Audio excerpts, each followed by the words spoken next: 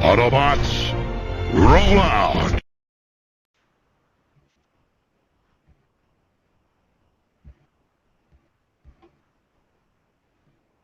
In a cold, faraway world, a battle is raging between evil and good. From the stars, they came here to Earth. Caught in their struggle through the whole universe. Robotic warriors. Sucker here. Welcome to Transformers for your listening pleasure. TFYLP for short. Join us and discuss the latest in Transformers fandom. And now, without further ado, here is Weird Wolf. Now, where did I put that chorus stop? Ratchet, can you take the chorus stop? Only the strong will survive. Till all I want.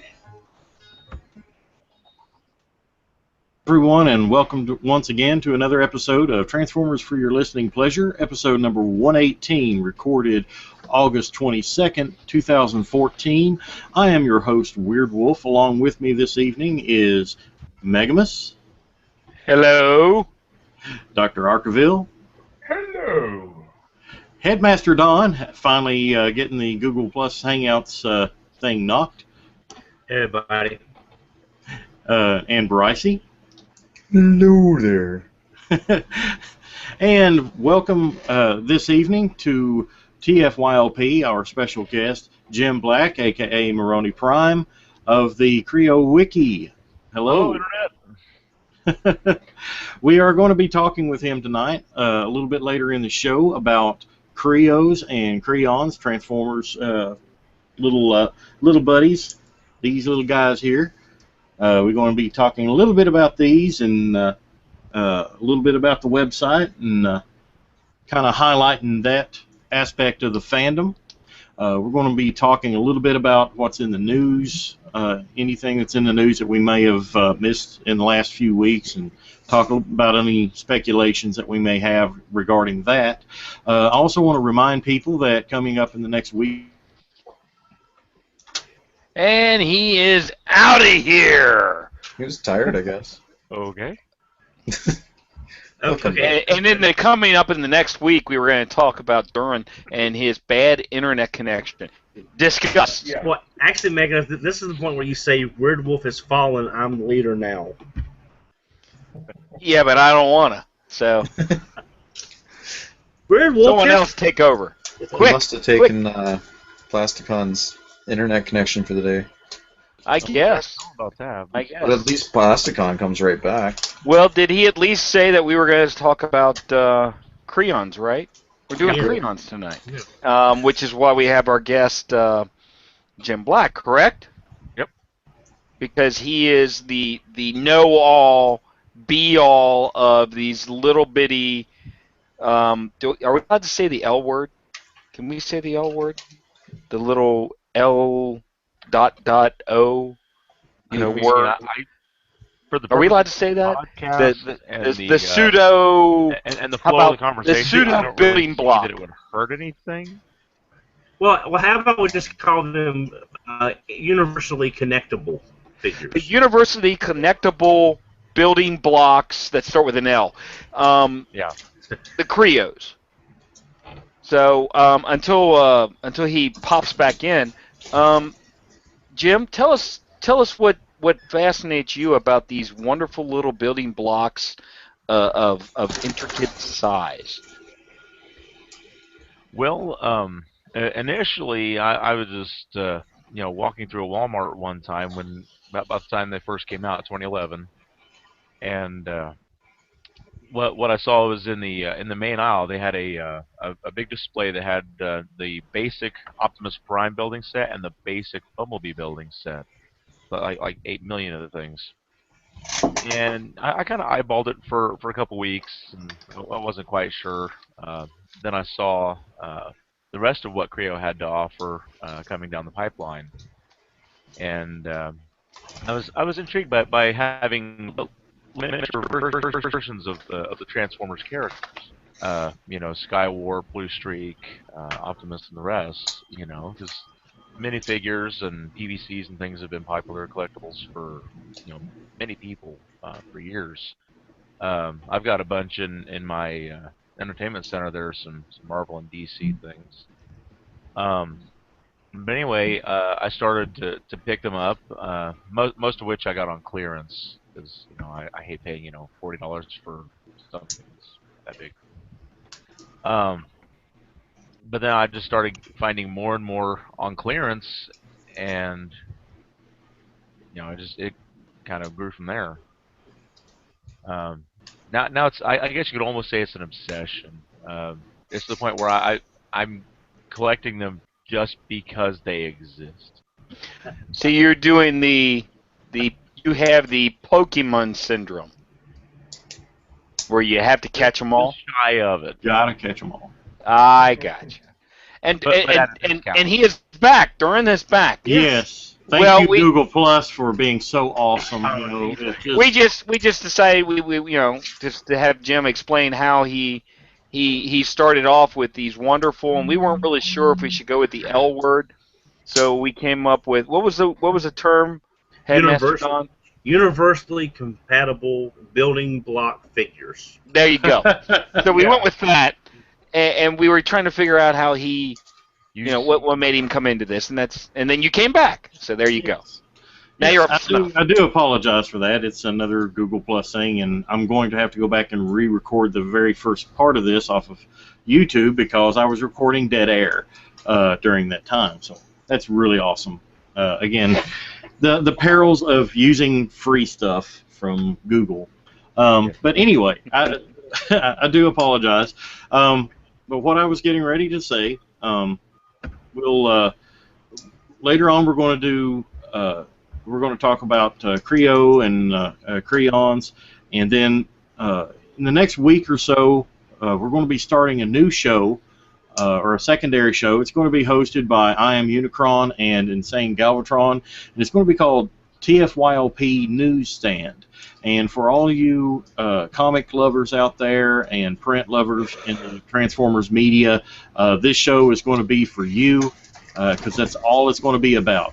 It's going to be about the latest comics. It's going to be about the old comics, any of the books that might be around. I know I Am Unicron reads those quite a bit. And I know there's a lot of comic book fans out there. I mean, the IDW comics are really hot right now. And they're going to be having that show, and it will air on Thursday nights on this YouTube channel.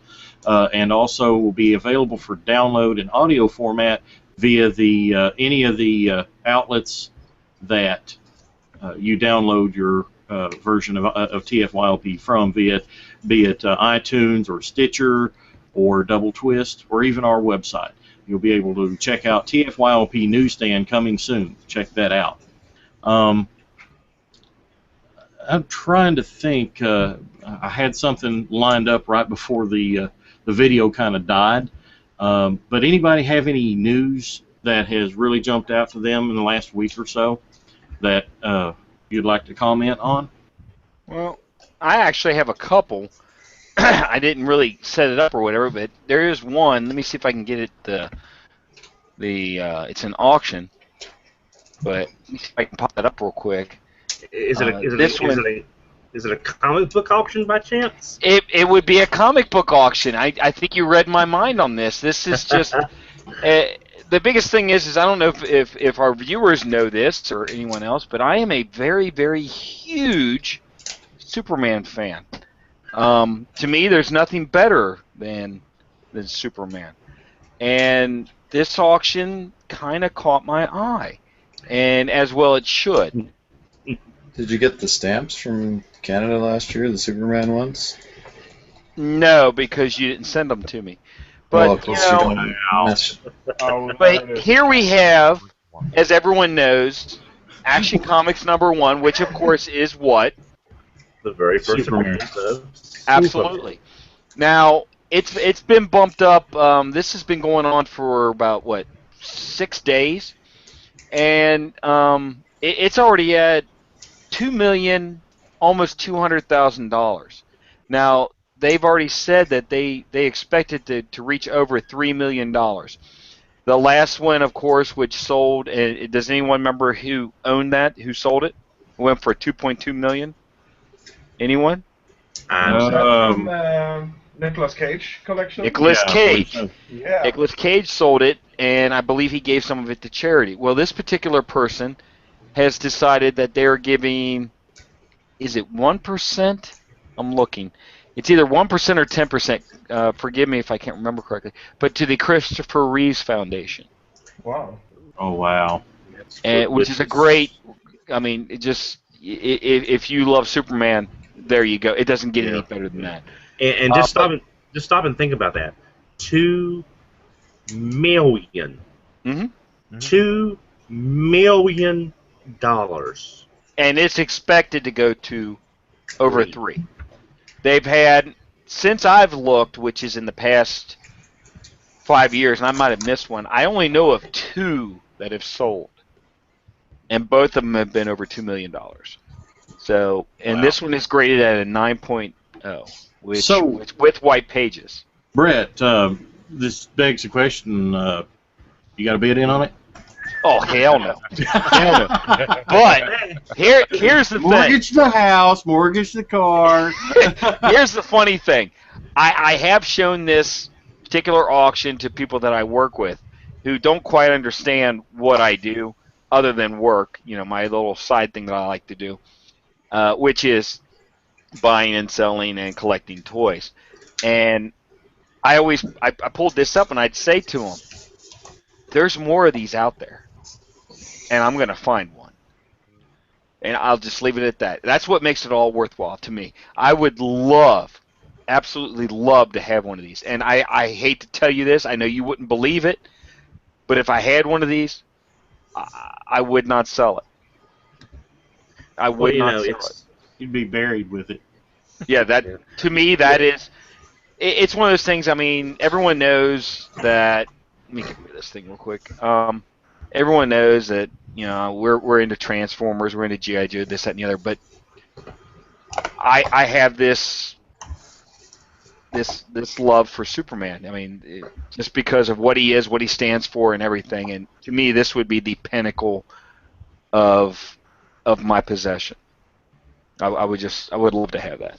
But yes, it's just timely. As soon as you start talking about the comic books and everything, and it's just funny that Headmaster Don thought about it too. But this popped into my head because I've been watching this since it started.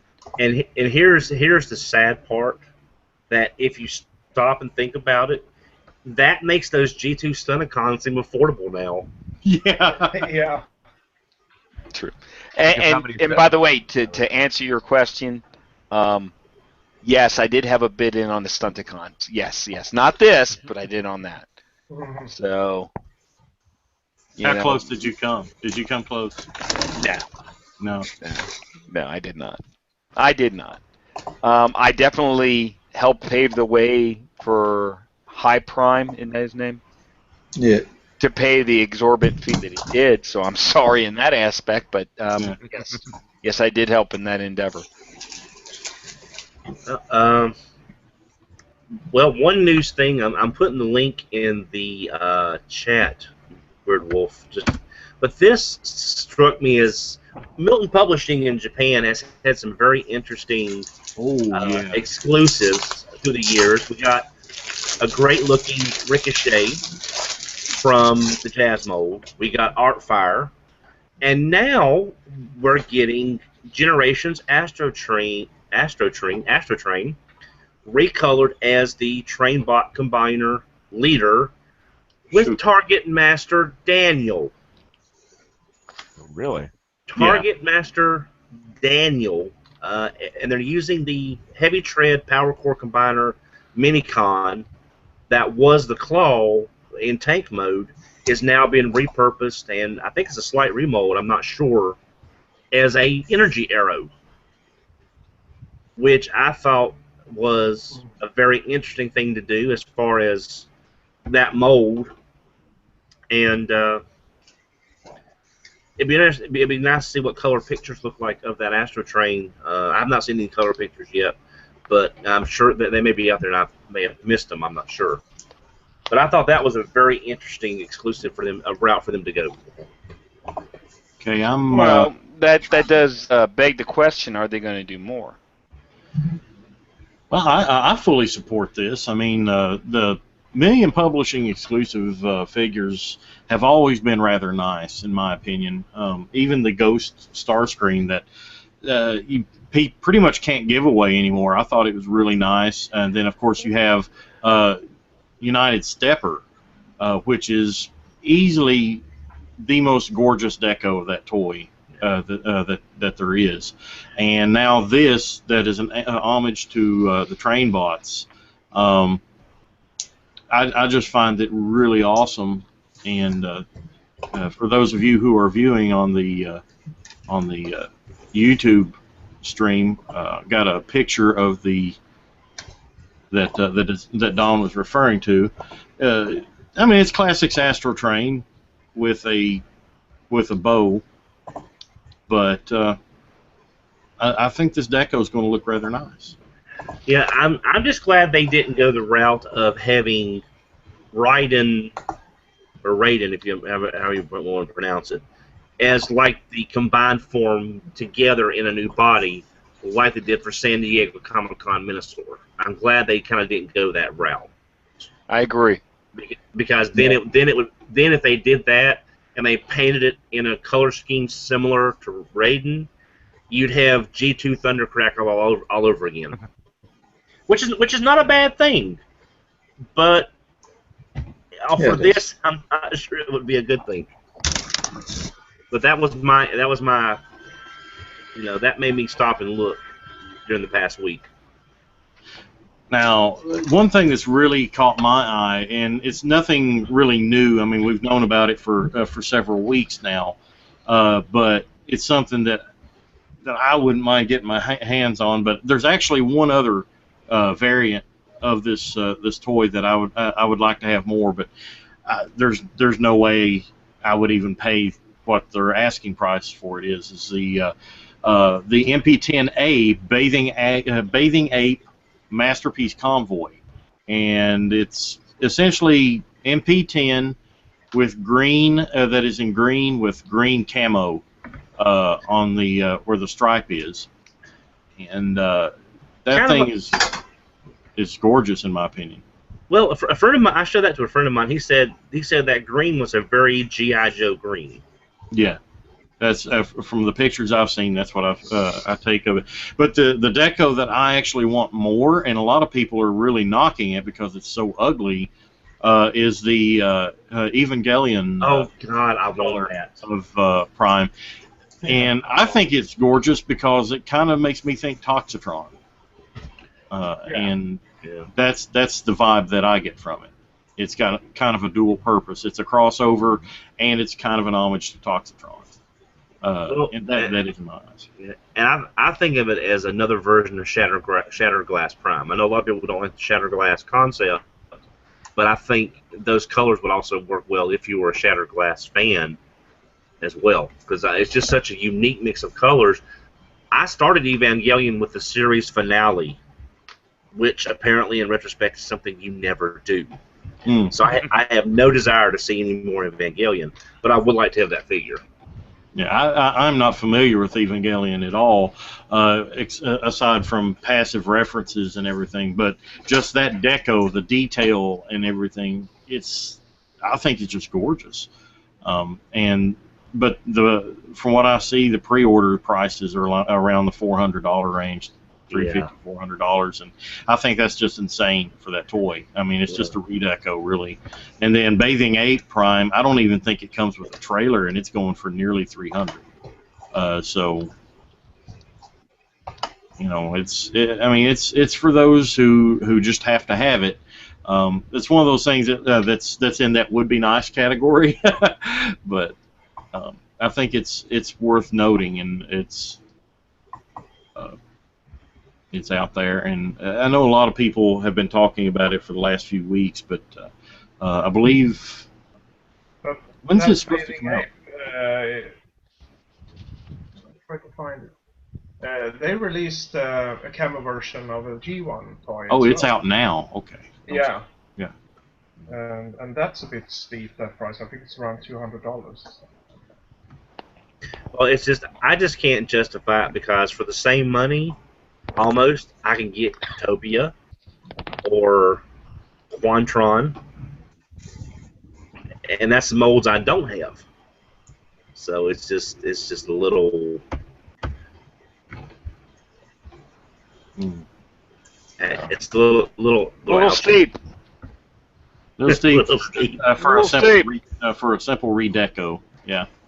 But I mean, yeah, it's probably limited run though. I'd say there's probably less than 5,000 of these made in these colors.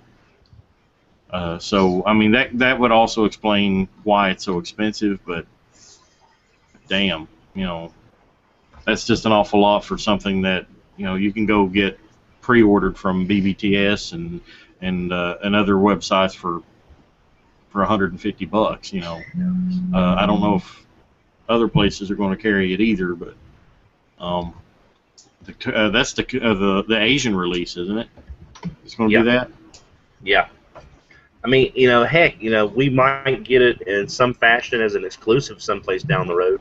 But I don't think so because it wouldn't fit with anything they're doing right now. Yeah. But well, I checked that Failing April, that new one from the MP10 mold, and the retail price in Japan is around $175. So then there is a markup for online stores. Unfortunately, I don't know anybody that lives in Japan that could grab one and ship it to me. I know a couple people. I know a couple people. Can you feel the love tonight? So we have not had a chance to do a Ouch My Wallet in a few weeks. I believe last one we did was when Mariah Baby was on during the TFCon broadcast that we did. We kind of did a little. Yeah, that was really sad. I'm sorry. I mean, the connection was terrible, but we're going to work on it. Connection was terrible, and we were pretty hammered. But well, Brett was busy, and you were just kind of out of it. But yeah, I was waiting for Brett to come over, and I was like, "Yeah, no, this isn't going to work. You're too busy making money." Money. Well, wait a minute. Let's start with Dr. Arkville. If you got anything for Ouch My Wallet lately? Yeah.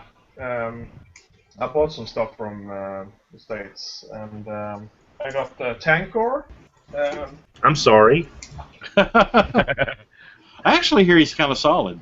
Yeah, I'm sorry. I'm just I have such a negative connotation on anything beast machines. It's sort of a default reflex, so I apologize.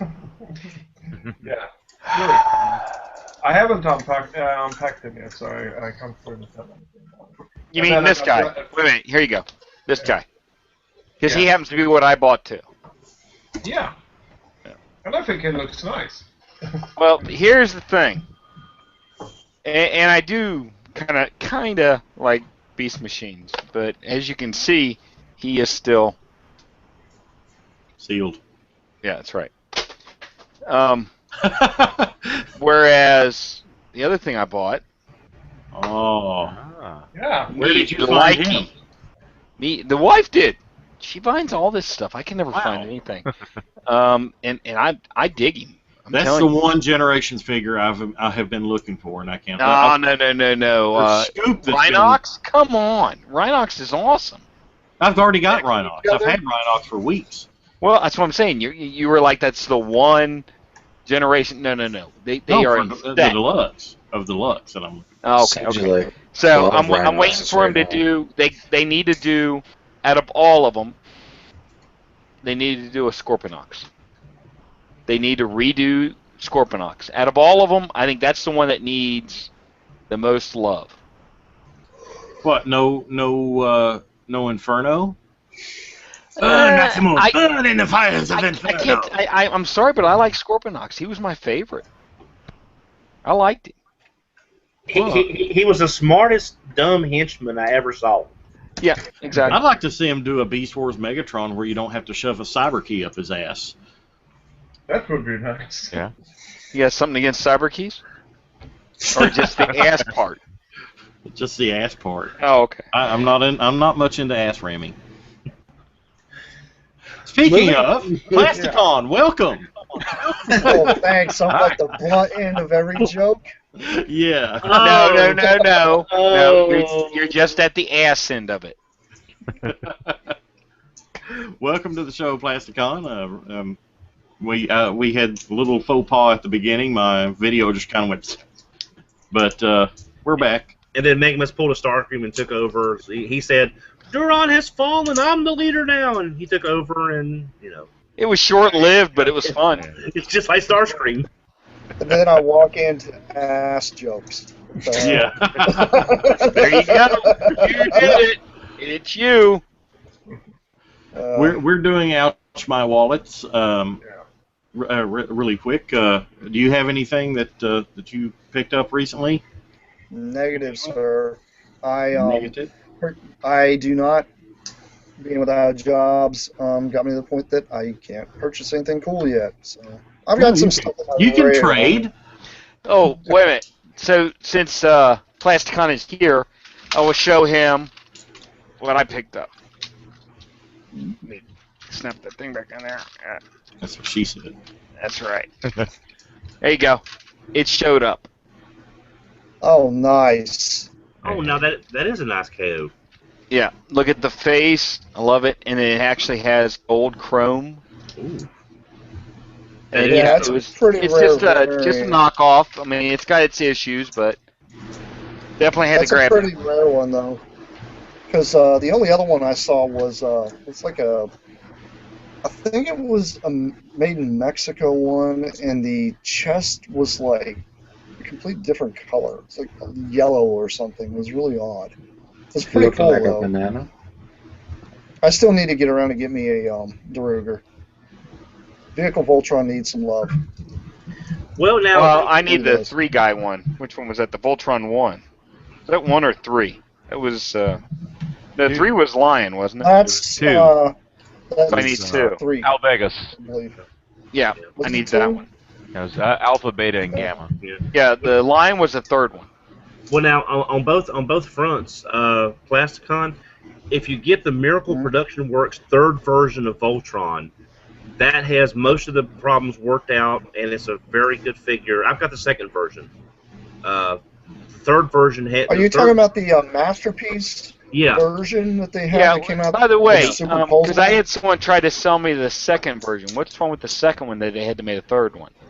No, the 3rd version is just a few more. Once I got mine completed, I really didn't follow all the stuff after that because they sent me all the parts free of charge to fix the parts that I had that was an error with some molding issues. The 3rd one I think is just a lot of paint, some more paint fixes, a few extra tweaks here and there. But the 2nd version is pretty overall sound. But that's available, and for you Megamus, there's a company in Japan that is doing a magnetically based connector format of that first Voltron. I can't remember. I saw it at Collection DX a few weeks ago. Basically, it's one of the companies that specializes in using magnets to hold the figures together, and they are doing that Voltron in their format. Huh. Well, That the only thing I sounds didn't awesome. like, since you're on that, the only thing I didn't like that they changed from the 1st to the 2nd version is there was a on the feet. There were platforms that came out on the 1st one to make it stable, Mm-hmm. and then the 2nd one they got rid of that, and I thought that wasn't a good idea. I thought that if they just changed that and maybe put some little rubber feet to it, I thought it would have been perfect.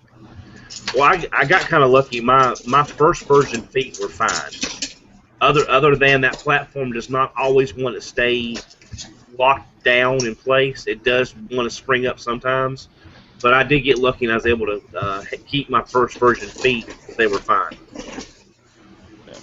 Yeah, I've been debating on getting one of those, just an updated version. but I wasn't sure if I should just go with the second version, which you can get cheaper, or if the third version was worth more. I mean, because you're talking about a difference of about $40. Yeah, your best bet to do the research, because I'll be honest, like I said, once I got my second version parts to replace the ones that I had from my first version that were wrong, I really didn't keep up with all the stuff going on after that point. Oh, okay.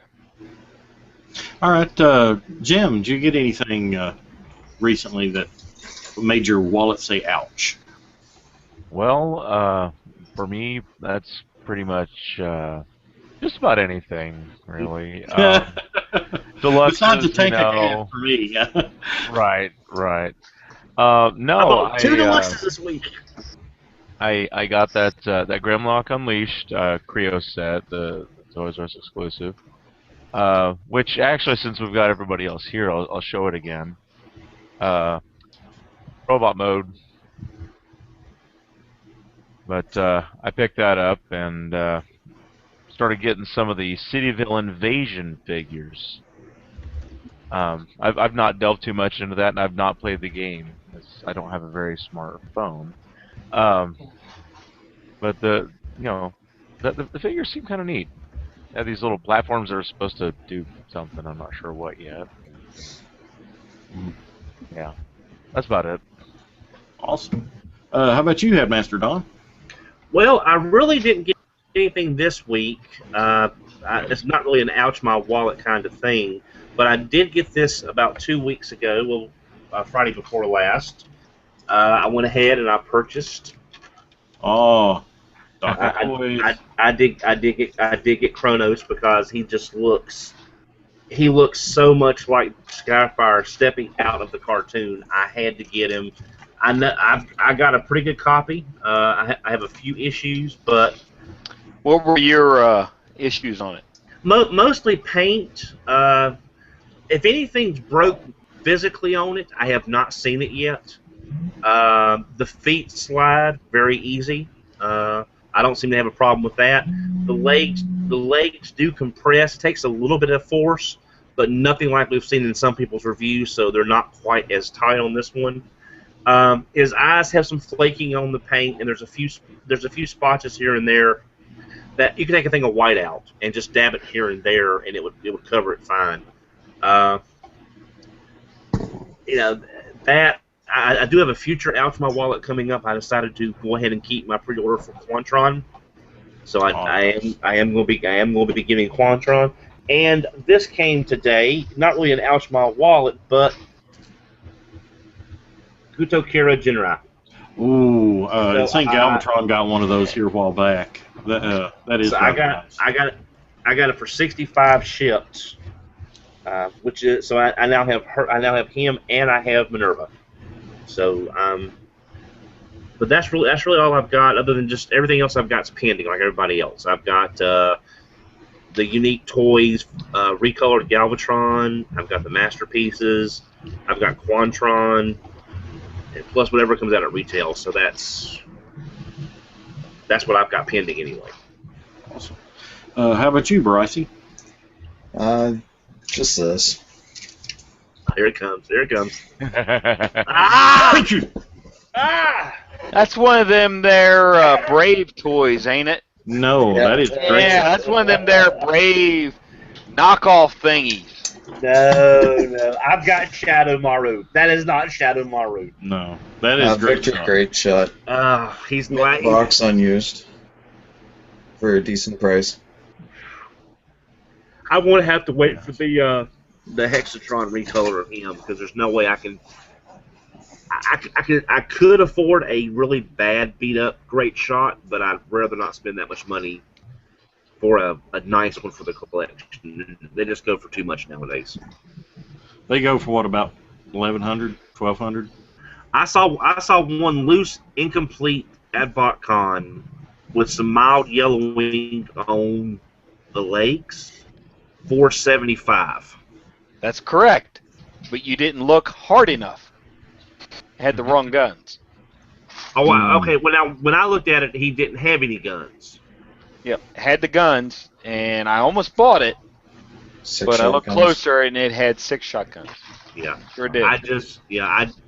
when the seller said $475 or whatever he priced it at, I just can't make myself pay that for. Well, but I hate to tell you, yeah, if the guns had been correct, that's a good price. Yeah. And I would have bought it. I had that, and there was another thing I was looking at, and I had the money out, and I was like almost ready to hand it over, and I looked, and I went, those guns aren't right. And he said, those are the ones they came with, and I was just like, no, because you'll never find those guns. Yeah. So pretty much, I'm waiting on the Hexatron recolor, and now that'll be my 6-shot.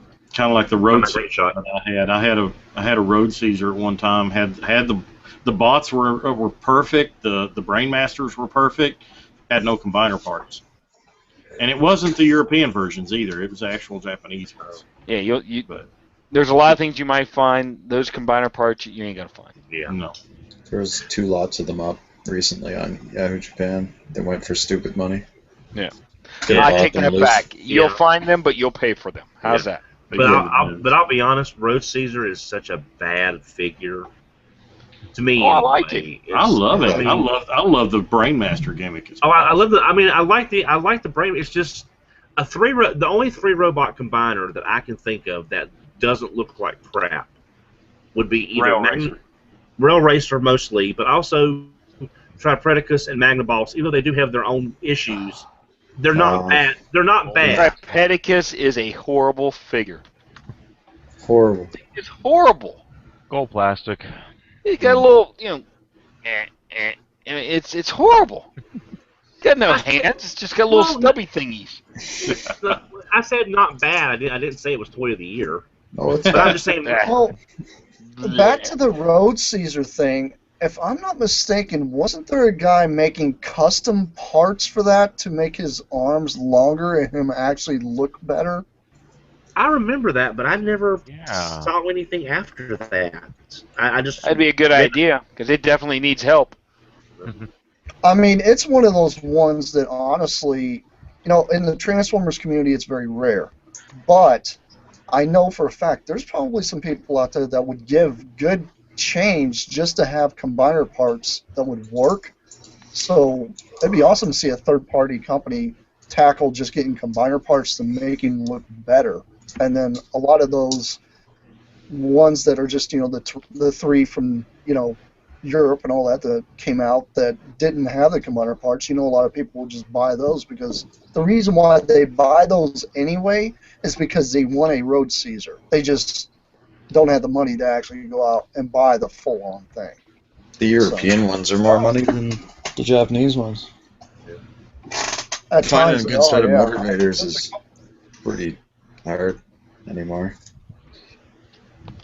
And honestly, I mean, I really think if a third party did that, it'd be kind of interesting to see them give out like 2 different color schemes, one that would fit Road Caesar, and then one to make Motivator actually have like a combining mode, maybe alter the colors or invert them or something to make it look different. I'm hoping once make it we look get off. G2. Well, if the third party people ever get off this G1 kick that they've been on forever, which we all know G1 sells anyway, I'm hoping they'll be looking at some Japanese combiners, like a new flavor of Road Caesar, or Lyle, especially Lyle Kaiser, because he needs a new one. Yeah, because see, I'll keep hoping Takara does still have the Lyle Kaiser mold, but I got a feeling they would have done something with it by now if they were going to, as far as Encore or whatever the case may be. But just like that Nova Lord that BTS canceled, if the quality was there, that would have been the best way to get an Overlord versus paying the god-awful money that a G1 brings now. The MMC one looks pretty good. They're doing their own Overlord. Mastermind Creations. Yeah. Okay, the last time I saw that was just silhouetted. I haven't seen anything other than silhouettes. I don't know. I think it was shown at TFCon's third-party panel. Okay, I'll have to take a look at that. Hopefully, that is one bit of news that was shared earlier this week. is that TFCon has confirmed that there will be a third-party panel at TFCon USA this year in October. A lot of us kind of took for granted that it was going to be there, but it is official now that they are going to have that, and that's pretty awesome. But my ouch, my wallet actually didn't say too much of an ouch because I did some more wheeling and dealing. A lot of you know that I made, or I moved here in the last couple months, and I've still got quite a few things in boxes around here, things that are taking up space, and my new office is rather small, so I'm trying to work through it and get rid of stuff. And I had 3 or 4 big boxes of Hot Wheels that I had that were sealed on the card, and right before the show I was talking to Headmaster Don and I found some more. So I'm gonna, I don't know, not as many as I did have before, but I took them down to a toy shop here in Louisville, and they had a Flash Lyle Convoy mint box, and I gave about $10-15 for it after trade. So it's 100% complete and came in the box. My only complaint is that whoever owned this before smoked quite a bit of pot, because this robot and this box reeks of marijuana and incense. So Awesome. yeah, so you could actually get high off of probably. My cat was sniffing the crap out of that box last night, and he was acting all loopy. But and so next up, Werewolf will be getting Galvalio Convoy. So yeah. But I'm sitting here, yeah, man. Yeah. I want to eat something. Well, I remember when I was younger, I couldn't understand whenever I opened up a new Transformer package why I always made me so happy. And then I read later on when I was old enough to understand the plastic gives off toxic fumes. That's actually can make you very happy. So wow. Well, and there's nothing like the new Transformer smell, and it's like I slid that out. I knew it was a pre-owned figure, but you slide it out, and I flipped it up, and I'm like, wow, this thing reeks, and I'm like, that's pot. Yeah, folks, if you smoke, whether it's marijuana or regular cigarettes, and you have a collection, yes, it does get in your toys, because my wife's a smoker, so I know what cigarette smoke smells like. I smell it every day, but yet, I can detect cigarette smoke if it's in a toy, and it's just it seeps in there, and the toy doesn't smell like it as much because I've had it sitting out a day or so, but the box, I've got it open, and I'm leaving it sit for a few days and let it air out, because freeze that bitch. Yep. Freeze it. Febreze. Febreze. Yeah, Febreze gets rid of it. Yeah, I don't think Febreze puts them on the back of their packages if it's works on hemp smell. Nope, but it does. Works on all the crap. Not going to ask how you know that. Well, but anyway. Yeah, moving on. Anyway. Moving on. Stopped in Walmart to pick up some necessities on the way home from the Lyle Convoy pickup, and found the 2-packs with the Beast Wars Pterosaur mold, and this right here. The blue laser beak. Yeah, I got you. Yeah, well, it's the Pterosaur mold, and nope, it's a blue laser beak. They stole the mold. Yep. Okay. Stole the mold from Beast Wars. And Beast Wars toy. That is just, that's the whole reason I got it. Now, they do have Grimlock as the Energon Doomlock mold with a Revenge of the Fallen Prime. Terrible. And they also have a Guildart. I can't remember what his Beast Machine's Dinobot name was. But they have that one repainted as Dinobot Slug with, I think it's just a redeco of this guy here as Stinger from the movie.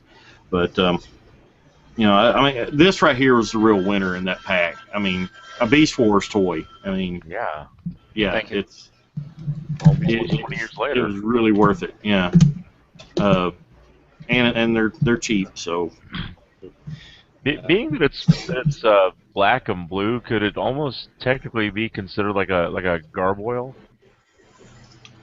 I guess. Yeah. But here's the thing too that I was really pleased with. You know, for a toy that is this old, a mold that is this old, and you know it's been used 2 or 3 times, it is still, the joints are really good and tight. They've actually cleaned and reworked this mold. Either that or the mold is not degraded like modern molds, because it's still really tight. It's not loose and floppy like I would expect a really old mold to be. I mean, it's really good quality figure. Hey, Werewolf, I wanted to. You're the first person I know that's actually found that Swoop figure. Mm-hmm. I have here the BotCon '97 set, which included, you know, Fractal and Pack Rats. Yes. This was the one year that I could not go to BotCon because I lost my job with Service Merchandise. But John and Carl were nice enough to send me their version of an Icon package because I could not make it. I've got the Pack Rat right here. I was just wondering how close the blues are, because it looks like to me that they're trying to copy the blues. It may be hard to tell on camera without a side-by-side comparison. But I'm just wondering if someone at Hasbro doesn't know their BotCon history, because that mold came with as Fractal in the same set. So I just found that kind of interesting that they were using a very similar shade of blue. Well, I think what it is, I mean, it's meant to be the same color scheme as Age of Extinction Strafe. Yeah. But I think it's just coincidence that it's the same colors. Yeah, because that's Fractal right there. That's Fractal there, and it just seemed like it was an odd parallel to make this mold in. I'm hoping we'll see the Pack Rat mold in these Fractal colors. Then we'll know for sure someone at Hasbro knows their BotCon history. Yeah. That'd be interesting to see that. That'd be kind of funny. To see them just start inverting like every color scheme they can all the way across the board. But, you know, this is actually one of my favorite sets, just because it's just simple toys, great box, and a good comic. So, you know, this is one of my favorite sets from back in the day. It's a great figure. It really is. But guys, we're going to take a brief break here. I'm going to play a promo ad for the show and our sponsors. We'll be back in about 2 minutes, and we'll be talking with Jim about the Kre-Os and Kreons, and then we'll wrap the show up. We'll see you in about 2.5 minutes.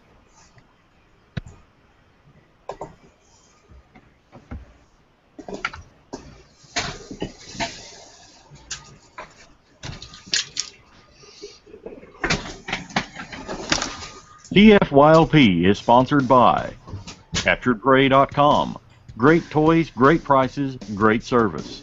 Visit www.CapturedPrey.com for all your import, Transformers, and third-party figure needs. And save even more through the Captured Prey loyalty program. CapturedPrey.com. Mega Toy Fan. Look for Mega Toy Fan at popular toy conventions like BotCon and TFCon, as well as on Facebook at facebook.com/mega.toyfan. Join up on our forums at tftalk.net. Discuss the podcast with the cast of the show. Talk about Transformers and Super Robot Mecha, or just talk about whatever is on your mind.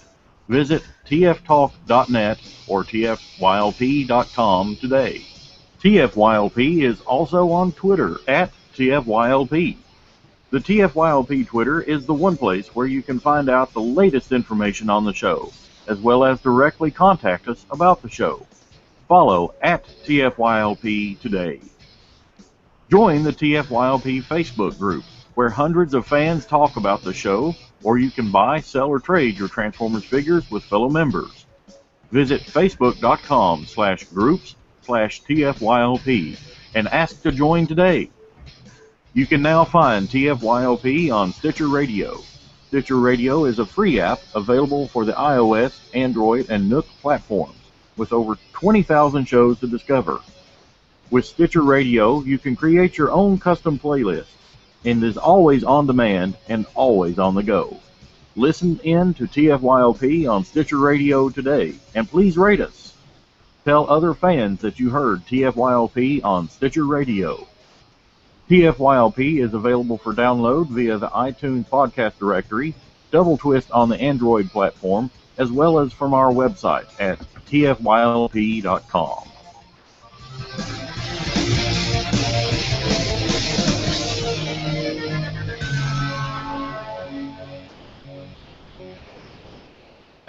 And we are going to be talking about Kre-Os and Kreons with Moroni Prime of the Kre-O Wiki. Jim, you want to start telling us a little bit about the website and how it got started, and something about Kre-Os?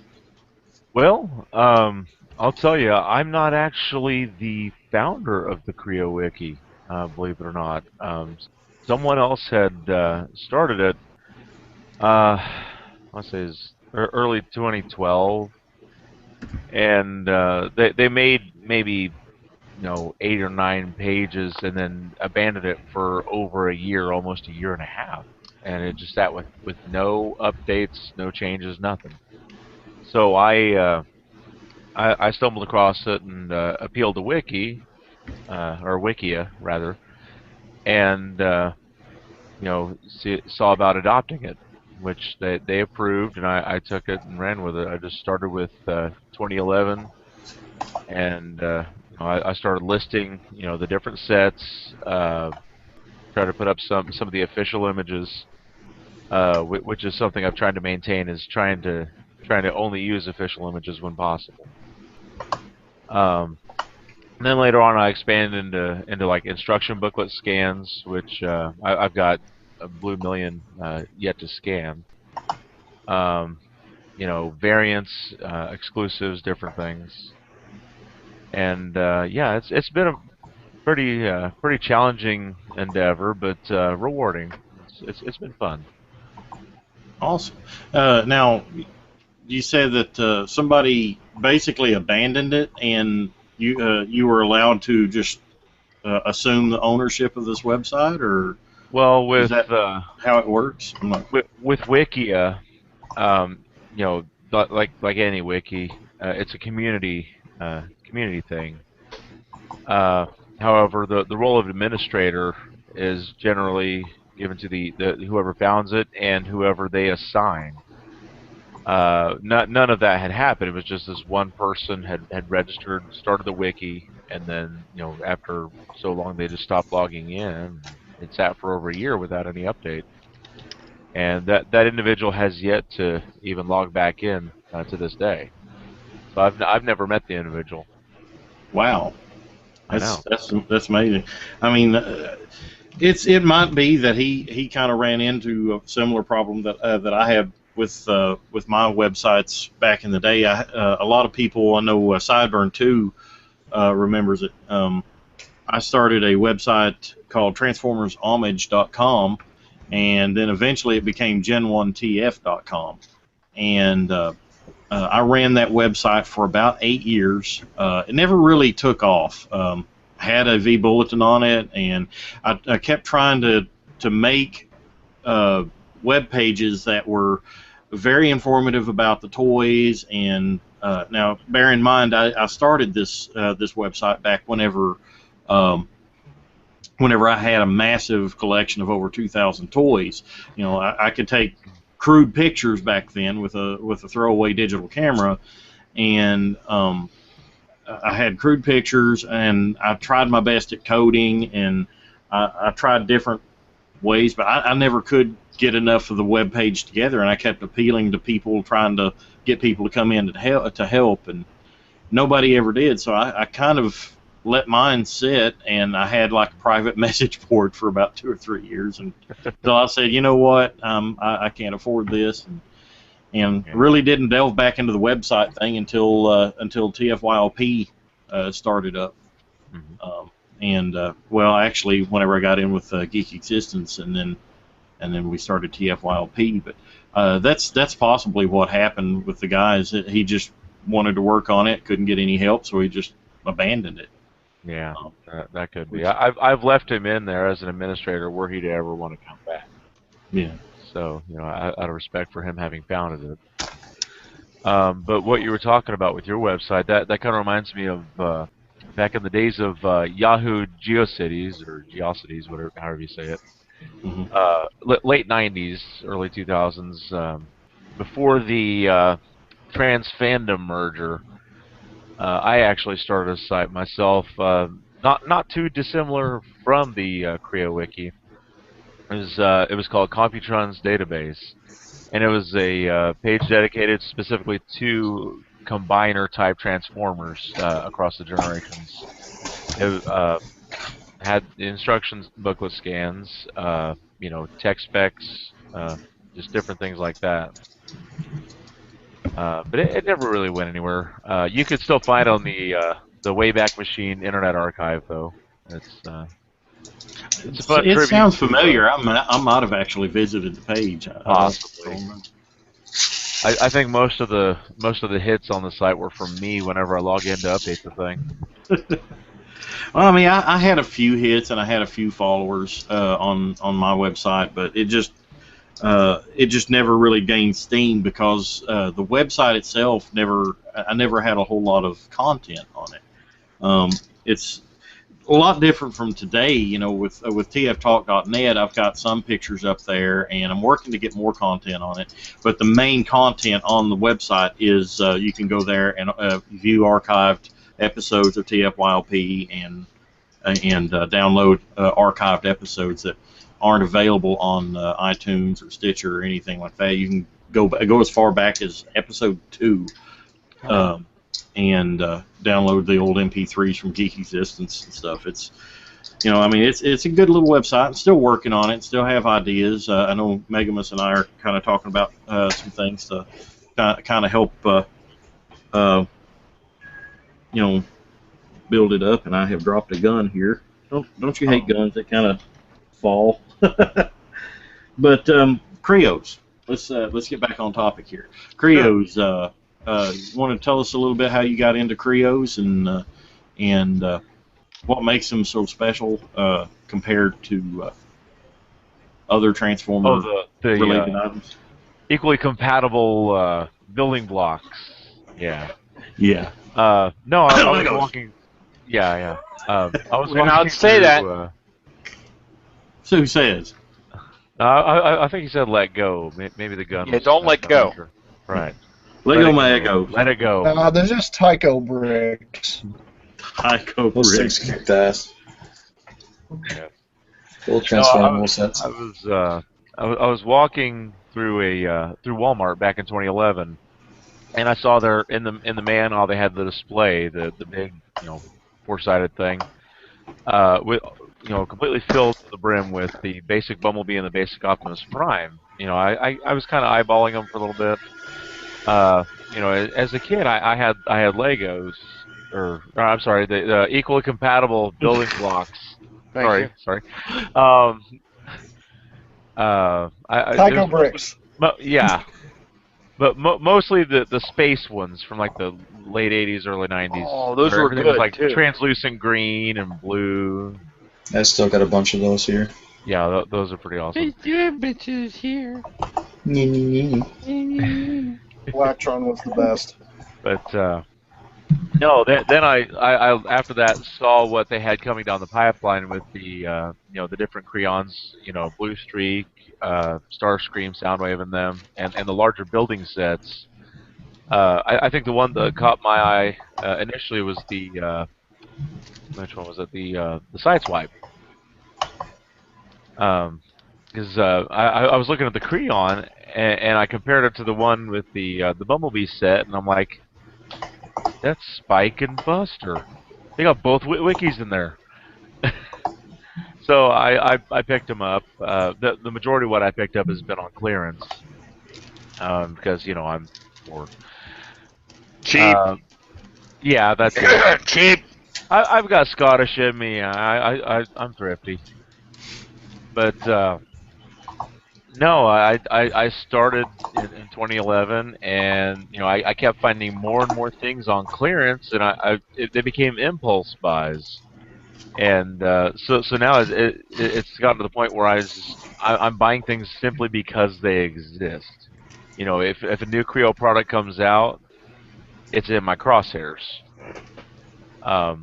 With the exception of Series 2 of the microchangers, I still can't find those things. But yeah, it's become almost an obsession. Not unlike Transformers. I actually in 2012 I liquidated probably about 80% of my Transformers to Transformerland.com, and that helped make room for a lot more Kre-Os. Because I had a bad habit. I would buy a bunch of busted figures, incomplete figures, just for the sake of getting the figure. But I've since learned the error of my ways. I'm actually assembling Kreon Galvatron right now. It's Nice. I guess it was from Wave 2. The preview wave. That's actually one of the very first microchangers. Yeah, so yeah, I'm just now putting him together. I just opened him up. And they were all evil. Yeah, they were, weren't they? 1 Predacon, 5 Decepticons.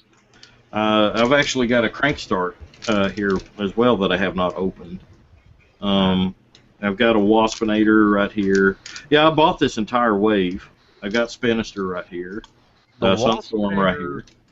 Waspinator is one. I wish they would have waited until they had some kind of different helmet.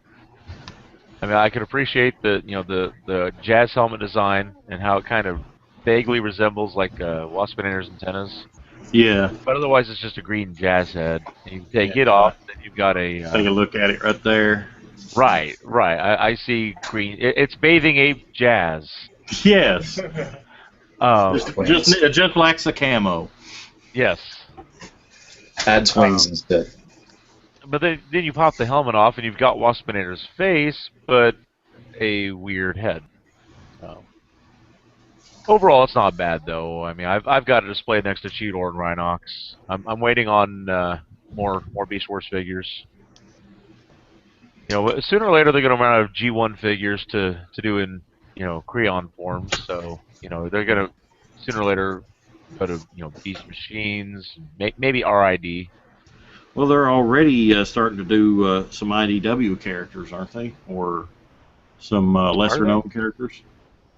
Well, they did didn't well no not IDW, AOE. All these. Yes, Age of Extinction. That's the focus this year. Both waves of the microchangers that are out this year are that theme dominantly.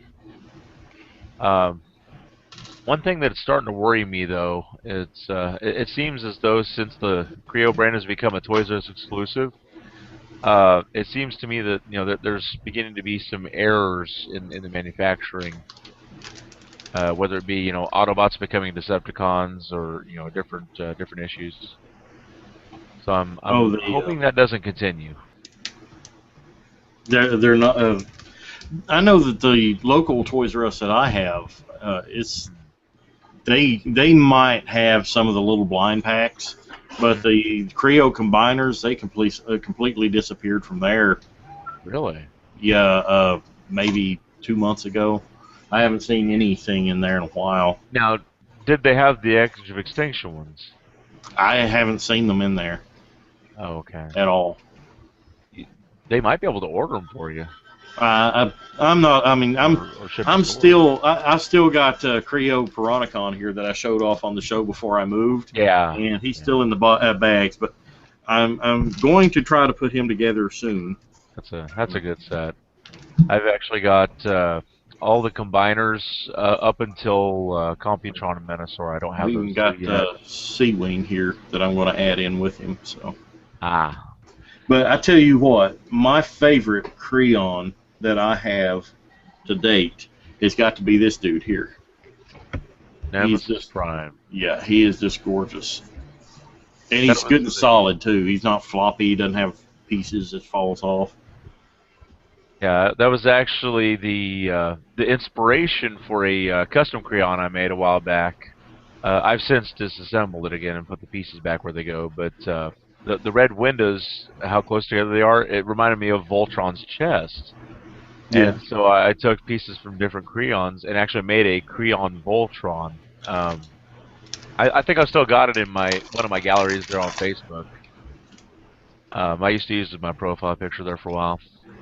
You've got a gold Prime now, don't you? Yeah, that is actually on the back of the instruction booklet for the Dinobot Ride build set, the one that was given out at the promotion at Toys R Us. Mm-hmm. It has the miniature Optimus riding the small non-transforming Grimlock. But it's a poster of supposed to be Silver Knight Optimus Prime, but he's gold. Not sure why. Gold Knight? I don't know. But yeah, that's what that is. Yeah, you got anybody else have any comments on Kre-Os and Kreons? I started collecting them, and then my wife stole them all. She stole them all. Yeah, they ended up in her collection. Nice. So she loves them, huh? Yeah. They're addicting. I was able to avoid the lore of the Kreons. I have RC, of course, and I've picked up Bruticus and Defensor. I've not assembled them yet. I like them. I like the sets. It's just I'm just trying not to get another line to buy right now. Yeah. One thing I like about the Kre-O combiners that they include 2 pieces to make an additional limb. So, like, if you have a thigh or an upper arm that breaks, you've got to spare one of those. So, I mean, if you get 4 combiners, you've got 4 extra limbs. You can make another combiner out of, a totally unrelated Kreons if you want, or anything else for that matter. I'm thinking of there was City Protection Commander and the other exclusives. I think they used some of those bits. Those of you who remember the PsychoCon 2013 exclusives. Oh, actually, while you're talking about that, you guys can talk amongst yourselves. I have something to go grab. That reminded me. Sure. Well, James, let me ask you. The San Diego set that they came out with this year. The G1 year. The G1984 yearbook. Yeah. Do you think? I mean, there's a few in there that I would like to have just because I saw the set. I wouldn't want the whole set. But do you think they'll actually work those into other sets with different decos down the road? Or do you think those are not going to be available except in that set as they are? Well, see, here's the thing that I was wondering about too is that yearbook, class of '84, they're all meant to be, G1 toy accurate, so far as I can gather. But we've already got a touch of that with the custom Kreons. So, I'm not sure if they'll, put any more of those out in that manner or not. This is what I had to go grab. Oh, yes. Nice. This was the prototype that Chad made for the last FlagaCon there. Wonderful. And it resides happily in my collection now. And it has a face. Yes. It's not supposed to have a face. Well, again, prototype. I know. Let me see here. Your face. Hang on a second.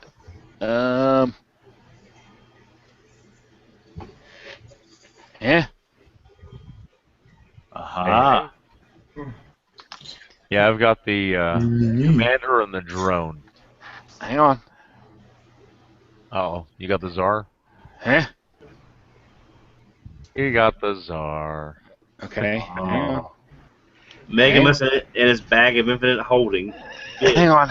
Give XP He's a got run. this entire pile. Welcome Nancy to the show. That one. Wait a minute. That give And XP a they're run. very hard to get because I'm Tom actually turned missing into a one cat. piece to him. That one. Oh, yeah. Ooh. I don't have the complete set, but I got 4 of them. But here's the big question: do you have a Massey? Do I want a Ferguson. Massey? A Massey I have 2 Kreon. dogs that would love a Massey. Gobble, gobble, gobble. Yeah. I am almost done with this on here. Oh, it's weird because people knew me at BotCon like, hey, you're the guy whose cat attacks him on RFC. Yeah, that's me. So did you bring Massey? No, I didn't bring Massey. Oh, that's cool. So my cat was more popular at BotCon than I was. Nice. That's the way it has to be. You know that, don't you? Maybe you can Still attend say you future need shows. to get a shirt that cosplay says as I'm Massey. representing Massey at this con. I'm his agent, and it all goes through me anyway. Just cosplay. Dress up as Massey. Hey, God, on he'd be the a furry. yeah. Now, hey, James, on the movie combiners. I do not have those. Okay, they seem to be. Are they? I mean, do you follow like back in the day? John and Carl used to track sales numbers, case sorts, things like that. You keep up with the sales figures and see how the lines are doing from that standpoint. Because the few Toys R Us I have in my area, they don't seem to be selling well. Actually, no. I'm not privy to where to even begin to find that sort of information. But just from my own experience, I've seen where Kre-O has both shelf formed, and I've also seen where it's blowing off the pegs. It depends on the item. Yeah. I mean, different figures have different demand. Because I know some of the G.I. Joe Kre-Os are incredibly hard to find. Yeah. That's one that kind of surprised me. But the first series of the blind packs for the G.I. Joe is pretty hard to find, isn't it? Yeah. Well, everyone I know is waiting for the Terradrome. Well, actually, it's the Serpentor that comes with the free Terradrome. It's the way several of my friends are basically just buying the set for Serpentor, and you get a free Terradrome in the package. Now, what other kinds of Kre-Os are out there? I know, like I said, I loosely follow them because of the Transformers and everything, but I know, like you guys said, there's others like G.I. Joe. What other? There's been 6 main brands that they've focused on with Kre-O. There's been Transformers, G.I. Joe, Battleship, Star Trek, Cityville Invasion, which is based on a mobile game app, and I'm forgetting one. Dungeons and Dragons. D&D. But not the animated series. Ugh. No, but if they did that would be fabulous. It would be. I would buy every Kre-O set from animated D&D. Just get Venger and have Peter Cullen autograph it, and you're good. Oh my God, I would love that. Yes. I would love that. I think the only problem with that, though, is the demographics nowadays. Most people that, like, if they're involved with D&D, they straight up think of World of Warcraft. And from what we gathered and from what I've gathered through Mega Block sales dealing with World of Warcraft, it went okay, but it didn't go over as big as everybody was thinking it. So I don't see them actually trying to do anything like that. I don't think Hasbro would risk the time into it. Well, I've asked IDW through the years if they would pick up the animated series where it left off, and they said the rights are just so hard to get for that. Yeah. There's so many companies that are involved. See, all these people. Well, thank God it's not Harmony Gold. Right. I guess that's the new saying is that no matter how bad something is, at least it's not Harmony Gold. I'm sorry, we got to stick it to him. You think about the know, jet fire we're getting. Nothing is sick. Don't you bite me. I have witnesses. I have witnesses now. I didn't mean it. I have to ask another. Using your cat. When Kre-O was released back in 2011, I was going to my first SpotCon then, and it was a big thing there. Yeah, it was a new thing. But how was advertisement for the Kre-Os after that? Did they do a lot of commercials on TVs in the States? Yeah, that's the thing is online. I see lots of commercials on their website and on YouTube. But as far as television, I've not really seen them broadcast the commercials all that much, which kind of surprised me. I mean, because the first 3 years of Kre-O's existence, it was not a exclusive to any one store. Not until this year. Okay. That and the commercials are really well done. Yeah. There's a lot of them that are actually pretty funny. Yeah. The building the Dark Energon device to make a grilled cheese sandwich or different odds and ends. A grilled cheese sandwich. Yeah, they even took those commercials, certain ones of them, and put them in the Transformers character encyclopedia that Brandon T. Snyder compiled. So you got them in like a comic strip format. Yeah. Now, the reason I'm asking about the commercials was the Kre-Os turned up in Sweden late 2011. And we didn't have any commercial at all, as usual, when it comes to Transformers. But it didn't do very well. The basic sets were around $20.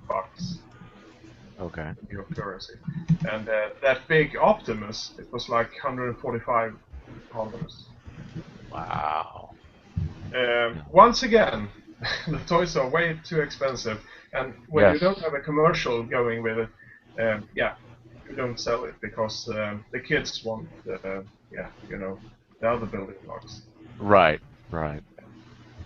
The equally compatible sets. Yeah.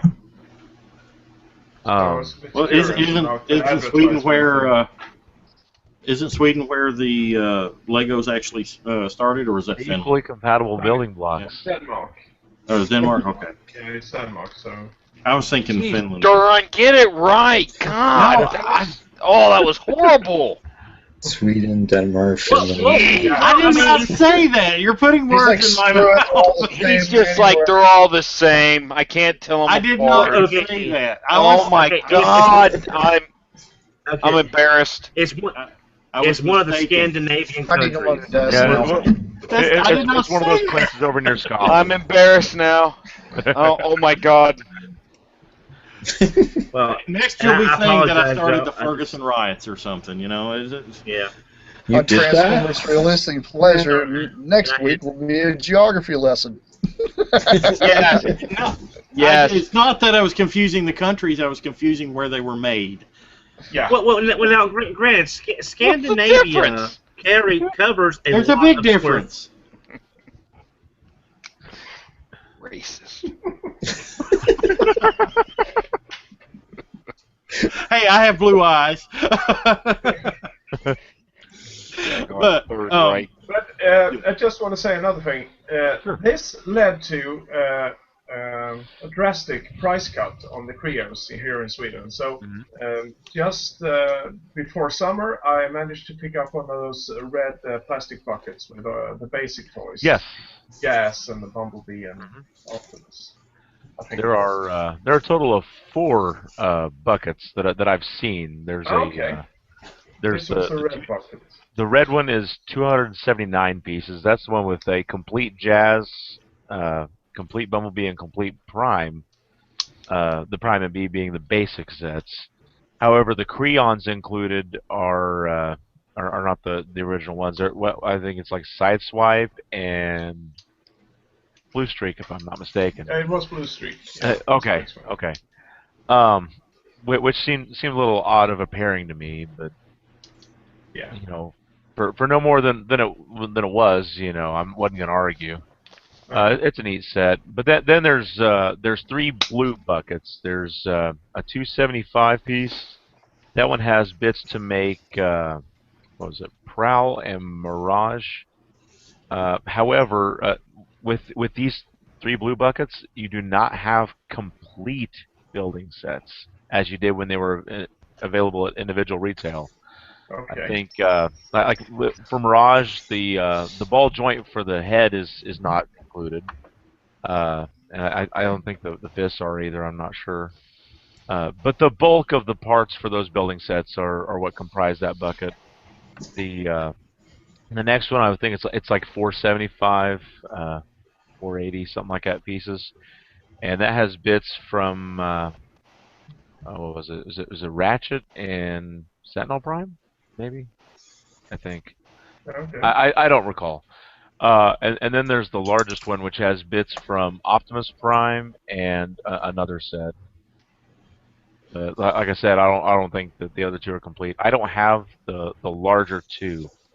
I have the one with the Prowl and the Mirage, and then the red one that you have. Those larger Kre-O sets, like these Kreons, like this Jazz that came with Jazz, these Kreons did not change like the micro changers.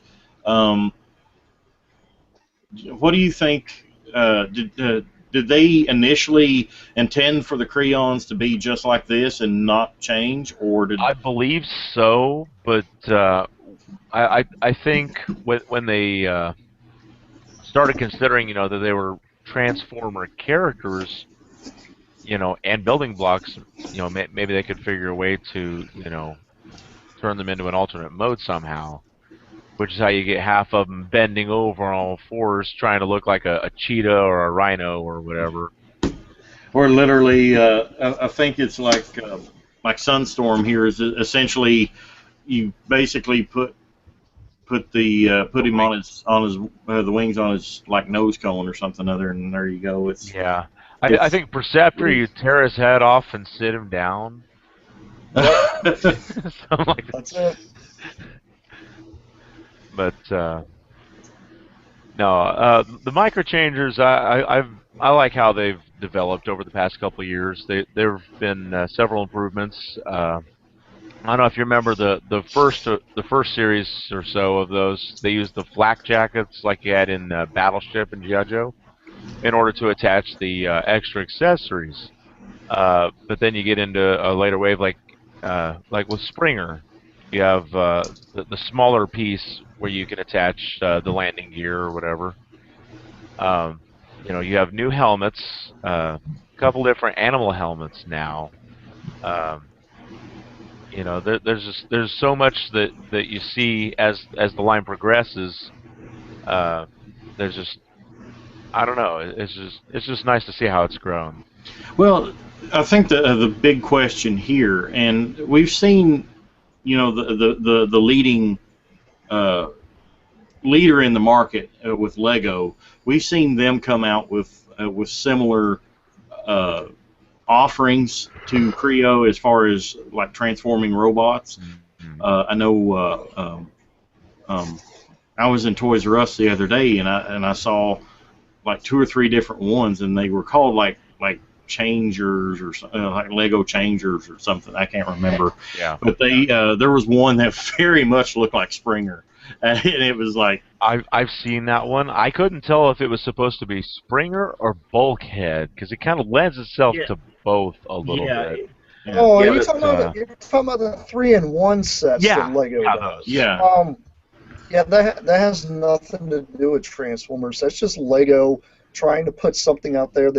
But the thing is, when Lego comes out with ideas, they have like a large group working on what they're trying to do. And they try to implement everything they've had from parts from the past because they all have to be compatible. Their outlook on it is, okay, there's robot Kre-O did their thing because Lego kind of screwed up and didn't patent the brick. That's the only problem. Yeah. But when Hasbro jumped on board, I'm sure they talked to some people from Lego, but they didn't work with them directly with the stuff. And honestly, it's cool that Lego did that, but it's not really a Transformer. It's just intended to be a robot. See, I've always kind of wondered if there was some sort of influence in the design in a capacity, because not only was there that figure, there was I think it was last year, there was a jet, and it had the 3-in-1 different jets you could make, and one of them it looked like the F-15 Starscream, with the even with the wings in in the back, yeah, right. Well, I don't know if it was the robot. I think it was just the 3 vehicles. I don't remember it being a robot. But then before that, there was a robot that turned into a dog and something else. It had a light brick in it, and in one of the robot configurations, the light brick was in the head, and the overall design of the entire robot lent itself to Omega Supreme.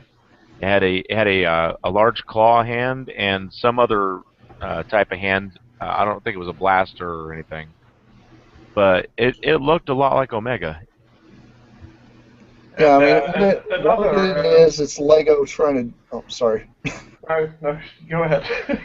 Well, what I was about to say, it's Lego just trying to compete with what's out there. They see what's hot, and it's why Lego picked up, Harry Potter and all these different, logos. I mean, because before, Lego was just doing generic sets.